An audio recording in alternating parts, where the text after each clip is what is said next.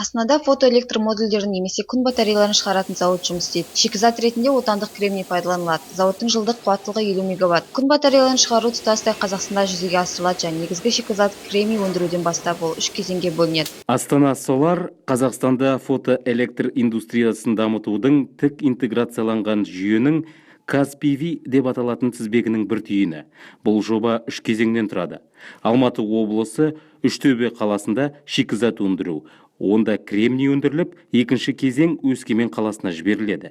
Кремний түрлі қоспаларды тазарту арқылы өңделеді. Содан кейін блоктар дайындалады, ұяшықтарға бөлінеді, күн ұяшықтары жасалады. Кейін олар Астанаға жеткізіліп, соңғы кезеңде дайын өнімі күн модульдері дайындалады. Зауыт толығымен автоматтандырылған, қол еңбегі аз пайдаланылады. Негізінен жұмыс барысында бақылау және өнім сапасын тексеру кезінде ғана. Зауытта шығарылған батарея 25 жылға дейін жұмыс істейді. Кәсіби кадрлар Астана Солар жауапкершілік шектеулі серіктестіктің мақтанышы. Мұнда түрлі саладан 200-ге жуық қазақстандық маман жұмыс істейді. Зауыттың үзіліссіз жұмысын қамтамасыз ету үшін 8 сағаттан 2 ауысыммен 25 адамнан тұратын 4 өндірістік бригада бар. Зауыттың өнімділігі сағатына 30 модульді, тәулігіне 240 модульді құрайды. Кәсіпорын жылына қуаттылығы 50 мегаватттық дайын фотоэлектр модульдерін 217 мыңнан астам фотоэлектрлік модулін шығаруға мүмкіндік беретін қазіргі заманға сай еуропалық автоматтандырылған қондырғылармен жабдықталған. Айта кетейік, Қазақстанның жасыл экономикаға өтуіне және энергия үнемдеу 2020 бағдарламасына жүзеге асыруға орай жобаның өзектілігі артады. Біздің зауыт үшін мұндай шара өте маңызды, өйткені басқа елдерде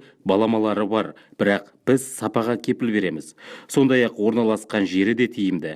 Біз әрқашанда көмектесеміз және кепіл береміз.